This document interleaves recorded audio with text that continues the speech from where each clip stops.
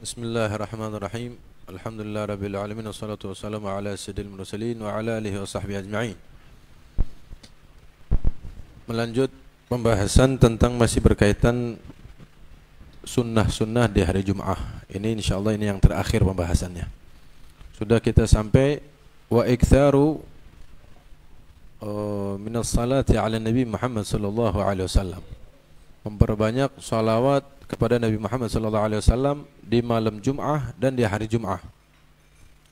Li akhbar sahihah, dengan akhbar hadis dari Nabi Muhammad sallallahu alaihi wasallam, wa minha inna min afdali ayyamikum yaumul jum'ah fa akthiru alayya min as-salati fihi fa inna salatakum ma'rudatun alayya. Ketahuilah sesungguhnya paling afdal, paling mulianya hari kalian yaitu hari Jum'ah. Maka dikatakan Sayyidul Ayyam. Fa'akthiru alayya minas salati fihi.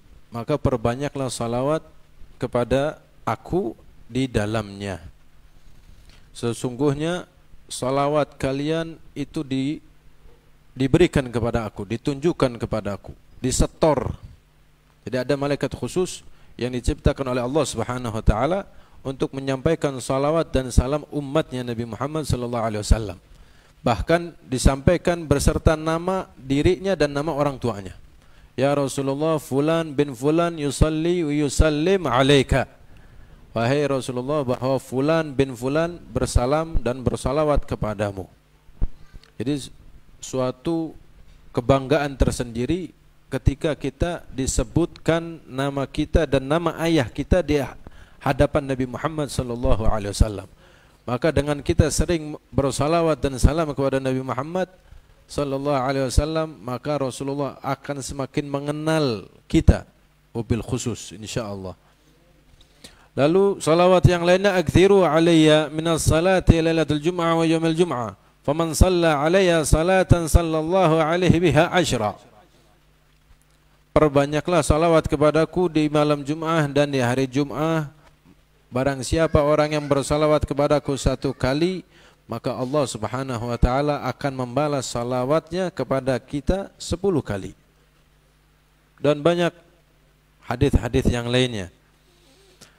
Lalu ada keistimewaan tersendiri dikatakan di dalam kitab Ihya Ulumuddin Al-Imam Ghazali. Beliau mengatakan, faqad qala Rasulullah sallallahu alaihi wa alihi wasallam, man shalla alayya fi yaumil jum'ah 80 marrah ghafarallahu lahu dhunub 80 sanah. Barang siapa orang yang bersalawat kepadaku di hari Jum'ah sebanyak 80 kali, maka orang tersebut akan diampuni dosa-dosanya selama 80 tahun. Lalu para sahabat bertanya kepada Rasulullah, kaifa nusalli alaika ya Rasulullah? Dijawab, taqulu Allahumma salli ala Muhammadin abdika wa rasulika an-nabiyyil ummi. Itu kalimat salawatnya. Sigat salawatnya seperti itu. Dibaca 80 kali di hari Jum'ah. Allahumma salli ala Sayyidina Muhammadin abdika wa rasulika an-nabiyyil ummi. Saya ulangi. Allahumma salli ala Sayyidina Muhammadin abdika wa rasulika an-nabiyyil ummi. Mau ditambah wa ala alihi wa sahbihi wasallim, boleh. Itu dibaca 80 kali di hari Jum'ah. Waktunya kapan? Bebas. Mau di pagi hari, mau di siang hari, mau di sore hari. Tapi sebaiknya dibaca di sore hari, bagusnya. Karena di sore hari, di hari Jum'ah bil khususnya itu doa kita diijabah oleh Allah. Kapan waktunya? Tidak ada yang tahu. Waktu mustajab di hari Jum'ah mubhamah. Tidak ada yang tahu kapan. Cuman para ulama, para aulia menyarankan kepada kita untuk memperbanyak doa di hari Jum'ah dari mulai terbit fajar sampai terbenamnya matahari. Barang siapa manusia seorang mukmin berdoa pas ketemu di waktu yang mustajab, maka dia akan diijabah doanya oleh Allah Subhanahu wa taala. Ada sebagian ulama mengatakan doa mustajab ketika su'udul khatib 'alal mimbar. Ketika khatib naik ke atas mimbar. Mulai naik ke atas mimbar, maka kita perbanyak doa di situ. Karena doa di waktu itu mustajab. Dan juga ada yang mengatakan di antara dua khutbah, bainal khutbatain, ketika khatib sedang duduk. Bainal khutbatain, itu juga mustajab doa. Apa doanya? Ada juga disunnahkan di antara dua khutbah itu ketika khatib duduk membaca Sayyidul Istighfar. Ya, Sayyidul Istighfar. Allahumma anta rabbi la ilaha illa anta khalaqtani wa ana 'abduka wa ana 'ala ahdika sampai ila akhirih. Setelah baca itu, walaupun satu kali, kalau masih ada waktu, ada jeda, khatib belum memulai khutbahnya, doa yang lainnya. Yang kepengen kawin doa di waktu itu, insya Allah mustajab.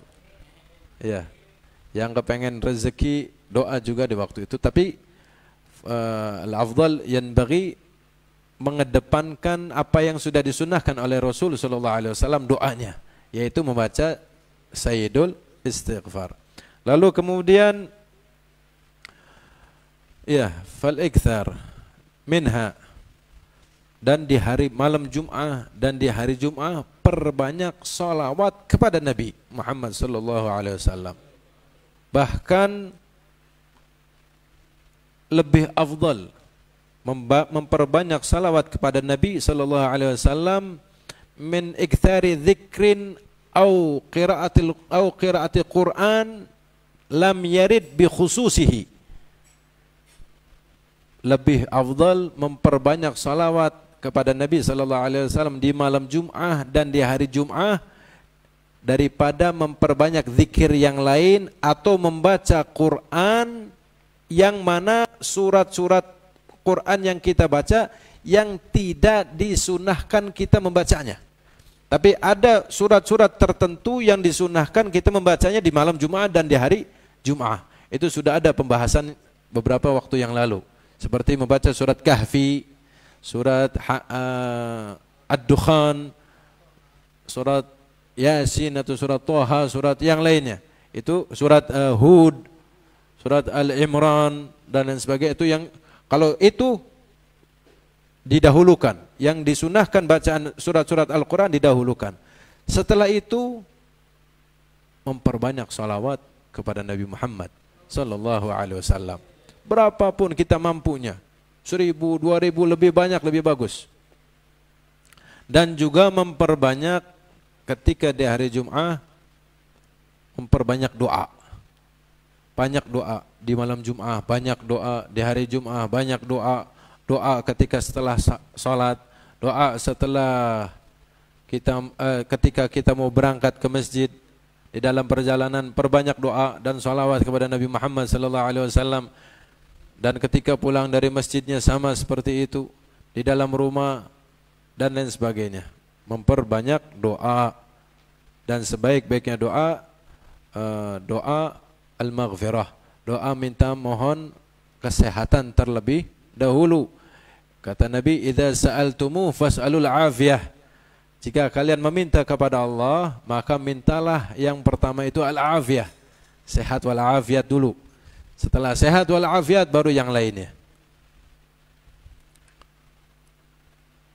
Dan di waktu-waktu yang diijabah, seperti ketika khatib naik ke atas mimbar, ketika di antara dua khutbah, ya, ketika pulang dari Jumatan menuju rumah kita banyak doa. Ketika berangkat ke masjid mau sholat Jumat banyak doa. Wabil khusus juga di waktu setelah sholat asar, itu juga perbanyak doa. Bahkan sebagian ulama mengatakan waktu setelah sholat asar dinamakan Sa'atul Fatimiyah, waktunya Sayyidinatuna Fatimatu Zahra binti Rasul sallallahu alaihi wasallam.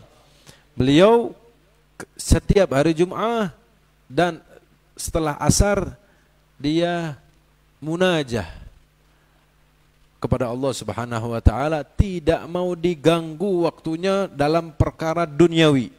Karena dia selalu munajah kepada Allah Subhanahu wa taala, wabil khusus di hari Jum'ah ba'dal asar. Nah, kita juga ikuti itu permintaan seperti itu, keinginan seperti itu yang diinginkan oleh Sayyidatuna Fatimah Zahra. Siapa tahu dengan kita memperbanyak doa itu digabul hajat kita semuanya, baik hajat duniawi maupun hajat ukhrawi. Hajat dunya bil maisarah, hajatul akhirah bil maghfirah. Dan juga disunahkan kita di malam Jum'ah dan di hari Jum'ah dengan melakukan amalan-amalan yang baik seperti bersedekah. Ya, bersedekah.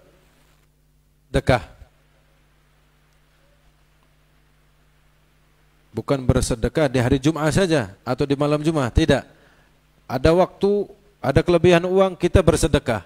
Wabil khusus di waktu hari yang memang disunnahkan, dianjurkan oleh Nabi Muhammad sallallahu alaihi wasallam.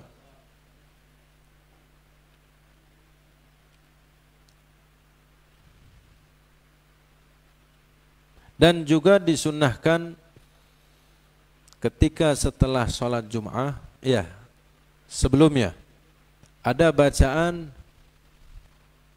kita dianjurkan man wadhaba ala qiraat ya muhaimin ba'da ghuslil Jum'ah razaqahullahu al-haibah mi'at marrah. Barang siapa orang yang melazimkan, mendawamkan membaca kalimat ya muhaimin, yaitu isim min asma'il husna, 100 kali setelah mandi dari mandi Jum'ah, maka Allah akan memberikan kepadanya kewibawaan atas dirinya. Jadi melazimkan ya muhaimin 100 kali setelah mandi sholat Jum'ah. Dan juga dianjurkan ketika setelah sholat Jum'ah, kita dianjurkan beberapa bacaan yang disunahkan. Di antaranya dengan membaca al-musabbi'at.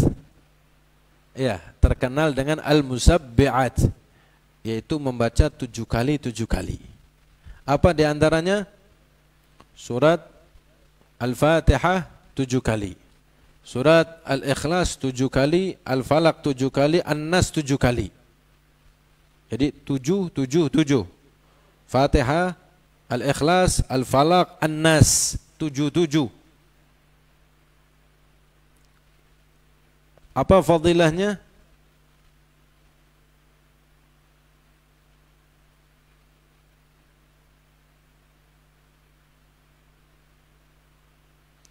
Ya, wa an yaqra'a aqiba salamihi minal Jum'ah qabla an yuthniya rijlaihi. Wa fi riwayatin qabla an yatakallam. Itu dibaca al-musabbi'at tersebut setelah salam dari sholat Jum'ah, sebelum memindahkan posisi duduknya kita ketika tahiyat akhir, dan sebelum berbicara sama yang di sebelah-sebelah kita. Jadi begitu salam langsung membaca, dan sebelum bergerak posisi duduk kitanya, sebelum berbicara membaca al-musabbi'at. Al-Fatihah 7 kali, Al-Ikhlas 7 kali, Al-Falaq, An-Nas 7 kali. Wa warada warid 'anil Nabi sallallahu alaihi wasallam man qara'aha, barang siapa membaca itu al-musabbi'at, ghufira lahu ma taqaddama min dzambihi wa ma ta'akhkhar, diampuni dosa-dosanya yang telah lalu dan yang akan datang. Wa u'tiya minal ajr bi'adadi man amana billahi wa rusulih, dia sesudah kita diberikan ampunan oleh Allah dosa yang sebelum dan dosa yang akan datang, ditambah lagi oleh Allah Subhanahu wa taala diberikan pahala sebanyak manusia yang beriman kepada Allah dan Rasulnya. Nikmat apa tidak? Ada berapa jumlah muslimin mukminin yang sudah beriman kepada Allah dan Rasulnya? Tidak ada yang tahu kecuali Allah Subhanahu wa taala. Mudah-mudahan kita bisa mengamalkannya. Lalu yang lain diriwayatkan dari Sayyidatuna qala Rasulullah sallallahu alaihi wasallam man qara'a ba'da salatil jum'ah qul huwallahu ahad wa qul a'udzu birabbil falaq wa qul a'udzu birabbin nas sab'a marat a'adhahu Allah biha minas su'i ila al-jum'atil ukhra. Dalam riwayat yang lain, barang siapa membaca tadi akan dijaga oleh Allah dari perkara yang tidak baik dari Jumat tersebut sampai ke Jumat yang akan datang.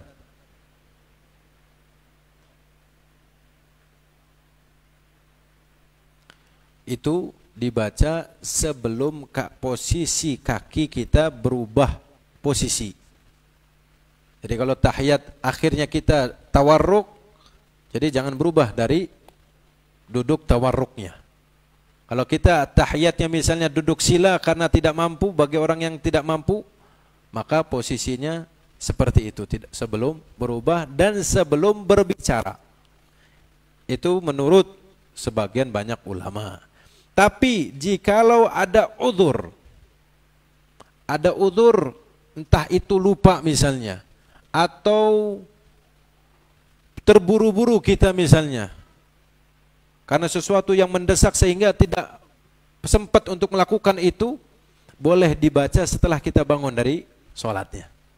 Jadi kita baca dalam perjalanan atau di rumah misalnya, iya boleh dibaca. Itu dikatakan juga oleh Al-Habib Ahmad bin Hasan Al-Attas di dalam kitab Tadhkirun Nas. Itu juga dijelaskan seperti itu. Jadi boleh dibaca setelah bangun dari salat Jum'ah.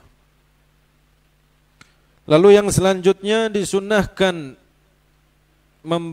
dianjurkan membaca Allahumma ya Ghani ya Hamid, ya Mubdi'u ya Mu'id, ya Rahim ya Wadud, aghnini bifadlika amman siwak wa bihalalika an haramik. Baca satu kali. Atau menurut riwayat dari Sayyidina Anas bin Malik, man qala yaumal jum'ah 70 marrah Allahumma aghnini bifadlika amman siwak wa bihalalika an haramik. Allahumma aghnini bifadlika amman siwak wa bihalalika an haramik. Dibaca 70 kali sebelum berbicara. Kata Habib Salim rahimahullah, ketika memberikan amalan ini muskilah katanya. Ada suatu masalah kalau misalnya kita sholat Jum'ah, kita mau ngamalkan, kebetulan ada orang yang ngajak ngobrol sama kita. Mau tidak mau kita ngeladenin obrolan itu, betul? Itu muskilah. Gimana, batal apa tidak? Kata Habib Salim, batal bacaan. Batal sudah. Jadi bisa, kata beliau, bisa dilakukan kalau kita sholat Jum'ah di satu Jum'atan, di satu masjid yang tidak mengenal kita, sehingga kita bisa mengamalkannya. Baca setelah salam dari sholat, sebelum bergerak posisi duduknya, sebelum berbicara, baca itu tadi Al-Musabbi'at yang 77 tadi. Setelah itu baca ini 70 kali. Apa fadilahnya? Lam yamur alaihi jum'atan hatta yughnihallahu ta'ala. Tidak sampai ngelewati 2 Jumat ke depan kecuali orang itu sudah diberikan kecukupan rezeki oleh Allah, diberikan kekayaan oleh Allah Subhanahu wa taala. Lakin bil muwadhabah, dengan al-istimrar, dengan terus-menerus istiqamah dan penuh dengan keyakinan kepada Allah Subhanahu wa taala. Jadi bacaannya tadi apa? Allahumma aghnini bifadlika amman siwak wa bihalika an haramik. Itu menurut Al-Imam Anas bin Malik. Menurut Abdullah bin Mas'ud, Allahumma ya Ghani ya Hamid. Jadi diawali dulu dengan bacaan ini. Allahumma ya Ghani ya Hamid, ya Mubdi'u, ya Mu'id, ya Rahim, ya Wadud. Aghnini bifadlika amman siwak wa bihalalika an haramik. Dalam riwayat yang lain, ya Ghani ya Hamid, ya Mubdi'u, ya Mu'id, ya Rahim, ya Wadud. Aghnini bihalalika an haramik. Wa bi ta'atika an ma'asiyatik wa bi fadlika amman siwak. Itu dalam riwayat yang lain. Dibaca 70 kali. Kalau tidak sempat kita membaca 70 kali, cukup baca 4 kali. 4 atau 5 kali. Paham? Dan setelah itu baca ya batin, ya batin, ya batin sebanyak 33 kali. 33 kali. Barang siapa yang membacanya, yang al-istimrar, istiqamah, dia insyaallah akan dijadikan oleh Allah min ahlil batin. Orang-orang min ahlil batin.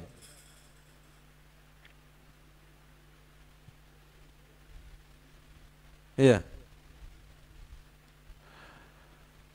Lalu di hari Jum'ah juga ada fadilah bacaan yang sebaiknya kita baca. Ya, kalau kita kepengen sesuatu kebaikan dari Allah yang banyak, maka juga ibadahnya harus banyak. Tapi kalau sedikit, wallahu a'lam, keinginan kita banyak, diberi apa tidak oleh Allah. Kebanyakan kita kepengen yang sedikit, dapatnya banyak. Ya, bulit. Bulit. Padahal jika kita sering berzikir kepada Allah, Allah yadhkuruka. Allah ingat sama ente. Kita berzikir kepada Allah, nyebut nama Allah, Allah nyebut nama ente. Allah ingat sama ente. Itu suatu kebanggaan tersendiri ketika kita diingat oleh Allah Subhanahu wa taala, kitanya sedang mengingat Allah Subhanahu wa taala. Kalau sampai Allah lupa sama kita, naudzubillah min dzalik. Ya, dia akan rugi di dunia apalagi nanti di yaumil qiyamah. Lalu kata Sayyidina An Ibn Abbas radhiyallahu anhu ma'anin Nabi sallallahu alaihi wasallam qala man qala ba'da taqdil jum'ah subhanallahil azim wa bihamdih 100 marrah ghafarallahu lahu 100,000 dhanab wa liwalidayhi 24,000 dhanba. Yang artinya, barang siapa orang yang membaca setelah selesai Jumatan, setelah melakukan salat Jum'ah, membaca subhanallahil azim wa bihamdih, subhanallahil azim wa bihamdih, subhanallahil azim wa bihamdih 100 kali. Apa fadilahnya? Dia diampuni oleh Allah Subhanahu wa taala 100.000 dosanya. Dan tidak cukup di situ, kedua orang tuanya diampuni 24.000 dosa-dosanya. Itu salah satu juga kita birrul walidain. Termasuk birrul walidain bagi orang tua yang sudah meninggal, mendoakan kepada orang tua al-maghfirah. Nah, kita melakukan ini, orang tua diampuni dosa-dosanya 24.000 dosa-dosanya oleh Allah. Dirinya yang membaca diampuni dosa-dosanya 100.000 dosa. Bayangkan kalau kita setiap Jum'ah membacanya, insya Allah itu sebagai pengikis dari dosa-dosa kita yang sudah kita lakukan setiap harinya. Dan juga banyak amalan-amalan yang lainnya. Paling tidak yang sedikit itu kita amalkan, kita istiqomahkan, dan kita berikan kepada teman kita, keluarga kita, kerabat kita, insya Allah menjadikan jalan wasilah kita masuk ke dalam surganya Allah Subhanahu wa taala dengan ridhanya Allah, dengan rahmatnya Allah Subhanahu wa taala, dan dari dapat syafaat dari Nabi Muhammad sallallahu alaihi wasallam.